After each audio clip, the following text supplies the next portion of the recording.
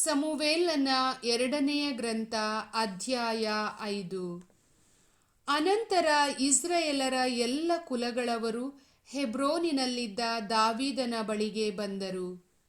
ನಾವು ನಿಮ್ಮ ರಕ್ತ ಸಂಬಂಧಿಗಳು. ಹಿಂದಿನ ದಿವಸಗಳಲ್ಲಿ, ಅಂದರೆ ಸೌಲನ ಆಳ್ವಿಕೆಯಲ್ಲಿ, ಇಸ್ರಾಯೇಲರ ಅಧಿಪತಿಯಾಗಿ ಹೋಗುತ್ತಾ ಬರುತ್ತಾ ಇದ್ದವರು ನೀವೇ. ನಿಮ್ಮನ್ನು ಕುರಿತು ಸರ್ವೇಶ್ವರ ಸ್ವಾಮಿ, ನೀನು ನನ್ನ ಪ್ರಜೆಗಳಾದ ಇಸ್ರಾಯೇಲರ ನಾಯಕನೂ ಪಾಲಕನೂ ಆಗಿರುವೆ ಎಂದು ವಾಗ್ದಾನ ಮಾಡಿದ್ದಾರೆ ಎಂದರು. ಹೆಬ್ರೋನಿನಲ್ಲಿದ್ದ ಅರಸ ದಾವೀದನು ತನ್ನ ಬಳಿಗೆ ಬಂದಿದ್ದ ಇಸ್ರಾಯೇಲರ ಹಿರಿಯರೊಡನೆ ಅಲ್ಲೇ ಸರ್ವೇಶ್ವರನ ಸನ್ನಿಧಿಯಲ್ಲಿ ಒಪ್ಪಂದ ಮಾಡಿಕೊಂಡನು. ಅವರು ದಾವೀದನನ್ನು ಅಭಿಷೇಕಿಸಿ ಇಸ್ರಾಯೇಲರ ಅರಸನನ್ನಾಗಿ ಮಾಡಿದರು. ದಾವೀದನು 30 ವರ್ಷದವನಾಗಿದ್ದಾಗ ಅರಸನಾಗಿ 40 ವರ್ಷ ಆಳಿದನು. ಅವನು ಹೆಬ್ರೋನಿನಲ್ಲಿದ್ದುಕೊಂಡು ಯಹೂದ ಕುಲ ಒಂದನ್ನೇ ಆಳಿದ್ದು 7 ವರ್ಷ 6 ತಿಂಗಳು. ಜೆರುಸಲೇಮಿನಲ್ಲಿದ್ದುಕೊಂಡು ಯಹೂದ್ಯರನ್ನು ಹಾಗೂ ಇಸ್ರಾಯೇಲರನ್ನು ಆಳಿದ್ದು 33 ವರ್ಷ.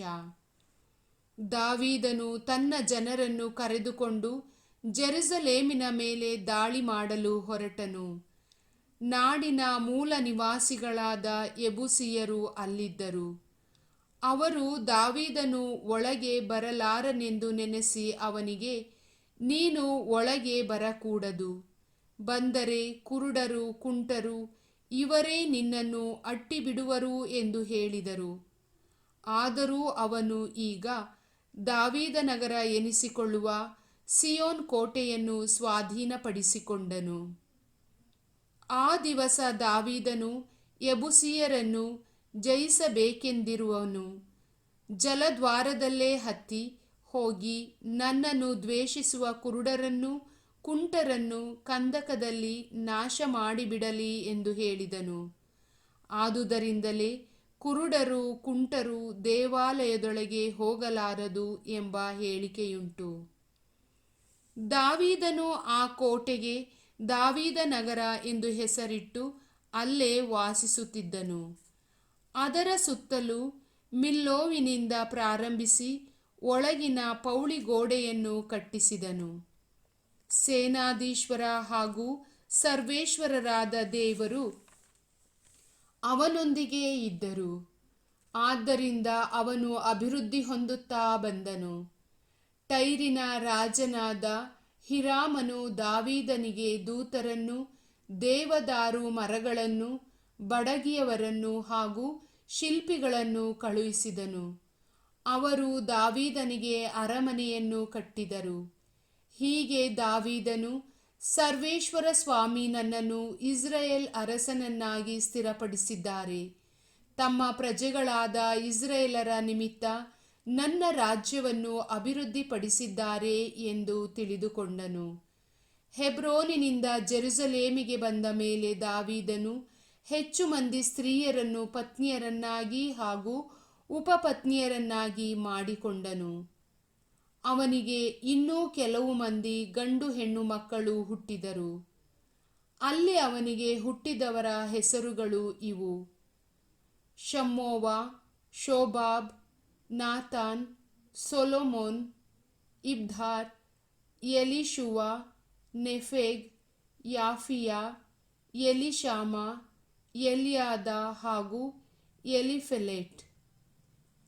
ಇಸ್ರಾಯೇಲರು ದಾವೀದನನ್ನು ಅಭಿಷೇಕಿಸಿ ತಮ್ಮ ಅರಸನನ್ನಾಗಿ ಮಾಡಿಕೊಂಡರೆಂಬ ಸಮಾಚಾರ ಫಿಲಿಷ್ಟಿಯರಿಗೆ ಮುಟ್ಟಿತು.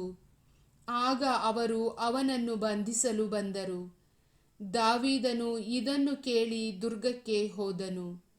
ಫಿಲಿಷ್ಟಿಯರು ನಾಡಿನೊಳಗೆ ನುಗ್ಗಿ ರೆಫಾಯಿಮ್ ತಗ್ಗಿಗೆ ಬಂದು ಪಾಳೆಯ ಮಾಡಿಕೊಂಡರು. ದಾವೀದನು ಸರ್ವೇಶ್ವರನನ್ನು, ನಾನು ಫಿಲಿಷ್ಟಿಯರ ಮೇಲೆ ದಾಳಿ ಮಾಡಬಹುದೇ? ಅವರನ್ನು ನನ್ನ ಕೈಗೆ ಒಪ್ಪಿಸಿಕೊಡುವಿರಾ ಎಂದು ಕೇಳಿದನು.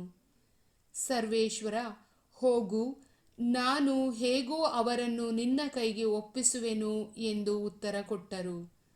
ಆದುದರಿಂದ ಅವನು ಹೋಗಿ ಅವರನ್ನು ಸೋಲಿಸಿದನು. ಕಟ್ಟೆಯೊಡೆದ ಪ್ರವಾಹದಂತೆ ನನ್ನ ಶತ್ರುಗಳ ಮೇಲೆ ಬಿದ್ದು ಅವರನ್ನು ಸರ್ವೇಶ್ವರ ನನ್ನ ಕಣ್ಣ ಮುಂದೆಯೇ ನಾಶ ಮಾಡಿದ್ದಾರೆ ಎಂದು ಹೇಳಿ ಆ ಯುದ್ಧ ಸ್ಥಳಕ್ಕೆ ಬಾಳ್ ಪೆರಾಚೀಮ್ ಎಂದು ಹೆಸರಿಟ್ಟನು. ಫಿಲಿಸ್ಟಿಯರು ಅಲ್ಲಿ ಬಿಟ್ಟು ಹೋಗಿದ್ದ ವಿಗ್ರಹಗಳನ್ನು ದಾವೀದನೂ ಅವನ ಜನರು ತೆಗೆದುಕೊಂಡು ಬಂದರು. ಫಿಲಿಸ್ಟಿಯರು ಇನ್ನೊಮ್ಮೆ ಹೊರಟು ಬಂದು ರೆಫಾಯಿಮ್ ತಗ್ಗಿನಲ್ಲಿ ಇಳಿದುಕೊಂಡರು. ದಾವೀದನು ಸರ್ವೇಶ್ವರನ ಸನ್ನಿಧಿಯಲ್ಲಿ ವಿಚಾರಿಸಿದಾಗ ಅವರು, ನೀನು ನೆಟ್ಟಗೆ ಹೋಗಿ ಅವರ ಮೇಲೆ ದಾಳಿ ಮಾಡಬೇಡ, ಅವರ ಹಿಂದಳವನ್ನು ಸುತ್ತಿಕೊಂಡು ಹೋಗಿ ಬಾಕಾ ಮರಗಳಿರುವ ಕಡೆಯಿಂದ ಅವರ ಮೇಲೆ ಬೀಳು. ಆ ಮರಗಳ ತುದಿಯಲ್ಲಿ ಹೆಜ್ಜೆಗಳ ಸಪ್ಪಳ ಕೇಳಿಸುವಾಗ ಸರ್ವೇಶ್ವರ ಫಿಲಿಸ್ಟಿಯರ ಸೈನ್ಯವನ್ನು ಸೋಲಿಸುವುದಕ್ಕಾಗಿ ನಿನ್ನ ಮುಂದಾಗಿ ಹೊರಟರೆಂದು ತಿಳಿದುಕೊಂಡು ಅವರ ಮೇಲೆ ದಾಳಿ ಮಾಡು ಎಂದರು.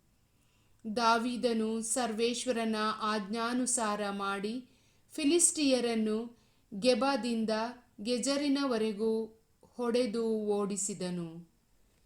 ಪ್ರಭುವಿನ ವಾಕ್ಯ.